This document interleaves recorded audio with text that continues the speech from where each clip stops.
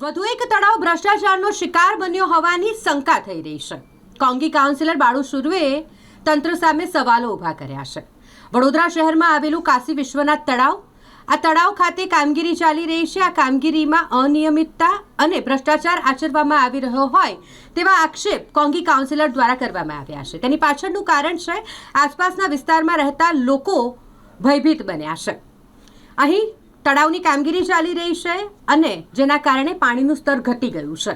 પાણીનું સ્તર ઘટતા તળાવમાં વસતા જે જળચર પ્રાણીઓ છે, જેમાં મગરનો પણ સમાવેશ થાય છે, તે કિનારાના વિસ્તારમાં દેખાઈ રહ્યા છે અને મગર જેવા જળચર પ્રાણીઓ જ્યારે કિનારાની આસપાસ દેખાવા મળી રહ્યા છે, તેના કારણે સ્થાનિક લોકોમાં ભયનો માહોલ ઊભો થયો છે, જેને લઈને કોંગી કાઉન્સિલર બાળુ સુર્વેએ રોષ પણ ઠાલવ્યો છે, તંત્ર સામે સવાલો પણ ઊભા કર્યા છે।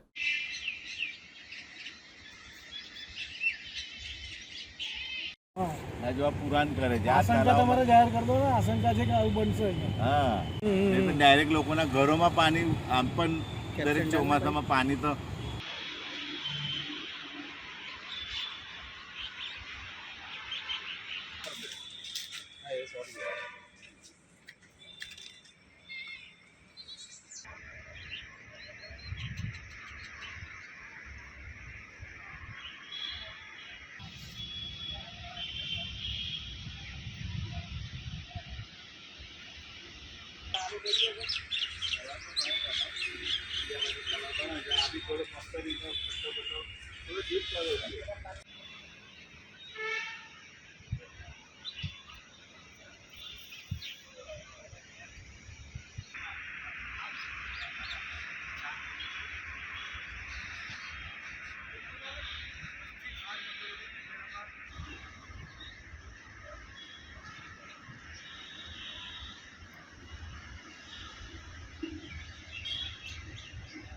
અમે છેલ્લા ઘણા સમયથી એ જ રજૂઆત કરતા હતા કે કાશી વિશ્વનાથ તળાવ હોય કે લાલબાગ તળાવ, એની અંદર જે ગટરનું, ડ્રેનેજનું ગંદુ પાણી કોર્પોરેશન દ્વારા છોડી દેવામાં આવ્યું છે, એને સૌથી પહેલાં બંધ કરવામાં આવે।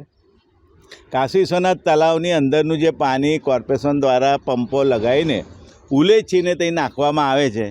કરોડો રૂપિયાની વરસાદી ગટર કરાવી તો પણ મોટરો લગાવીને પાણી કાઢવું પડે છે, તમે સમજી શકો। અને જે ગટરનું પાણી જે બંધ કરવાનું છે એ બંધ કરી નહીં શકતા ને પાણી આખો તળાવ ખાલી કરી રહ્યા છે। સારી વાત છે, ખાલી કરો, તળાવ છે, પછી એને ઊંડું કરો, એ બધી કામગીરીને ફક્ત પાણી ખાલી કરે છે। હવે અંદર જે જલજીવો હતા, જે માછલીઓ હોય, કાચબા હોય, મગરો હોય, એમનું શું? કેટલી બધી માછલીઓ મરી ગઈ, એટલા બધા કાચબાને નુકસાન થયું। હવે આ મગરો 10 થી 12 મગર બહાર આવીને બેઠા છે। અમારી એટલી માગણી છે કે આ મગરોને પકડીને વિશ્વામિત્રી કે કંઈ પણ છોડી દેવામાં આવે કે કોઈને મરણ ના થાય, કોઈને નુકસાન ના થાય, એનું બી ધ્યાન કોર્પોરેશનને રાખવું જોઈએ। અને જે વર્ષોથી ગટરનું પાણી જે અંદર આવે છે, છોડી દીધું છે, એને વહેલી તકે ગટરનું પાણી બંધ કરી દેવામાં આવે ને બજેટમાં બી કામ લેવામાં આવ્યું છે કે વડોદરા શહેરમાં મોટા મોટા તળાવો જે છે એને રિનોવેશન કરવાના, કરોડો રૂપિયા ખર્ચો કરવાના, તો એ જ પ્રમાણે અમારો જે તળાવ છે એને ઊંડું કરવામાં આવે, એને આખું નવુંકરણ કરવામાં આવે।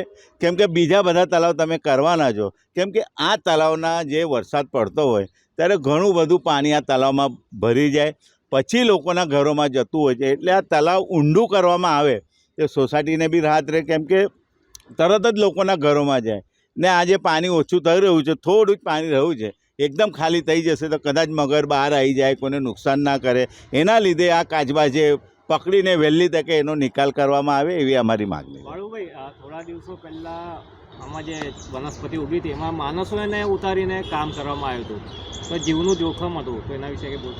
છેલ્લા ઘણા સમયથી લાલબાગ તળાવે, કાશી વિશ્વનાથ તળાવે જે વેલા અંદર વેલા આવતા હોય છે એ કાઢવા માટે અમે વારંવાર રજૂઆતો કરતા હોય, પણ જે ઇજારદાર છે એ પ્રમાણે વેલા કાઢતો હોય છે કે થોડા વેલા અંદર મૂકી રાખે એટલે ફરીથી મહિનામાં વેલા થઈ જાય। એક જ કોન્ટ્રાક્ટર વર્ષમાં 10 થી 12 વખત વેલા કાઢવાના પૈસા લઈ જતો હોય, એટલે કામ કરવાવાળા કોન્ટ્રાક્ટર બી એમના પાર્ટીના જ હોય, એવા લોકોને કામ આપે છે। એટલે એક જાતનું લોકોને બતાવે છે કે અમે કામગીરી કરી રહ્યા છીએ, વેલા કાઢી રહ્યા છીએ. ફક્ત વેલા કાઢવાથી એ ના થાય. જે ગટરનું પાણી, જે ગંદુ પાણી, ડ્રેનેજનું પાણી અંદર છોડી દીધું છે એને સૌથી પહેલાં બંધ કરી દેવામાં આવે તો કાયમ માટે અહીં જે ગટરનું ગંદુ પાણી આવે છે આવતું બંધ થઈ જાય. વાત ખાલી તમારી, તમે જે કહો છો વેલા કાઢે છે, મજૂરો નીચે કામ કરે છે, મગરનો હુમલો થાય એની વાત છે. એમાં ખરેખર કોઈ પણ કોન્ટ્રાક્ટરની માણસો કામ કરતા હોય તો એની સેફટી રાખવાની એમની જવાબદારીમાં આવે છે અને કોર્પોરેશનના અધિકારીએ બી એનું ધ્યાન રાખવાનું હોય ને આવી જર કોઈ એ ભૂલ કરતો હોય તો એવા અધિકારીઓ કે કોન્ટ્રાક્ટરો એને બી પેનલ્ટી લગાવવી જોઈએ એવી અમારી માંગ.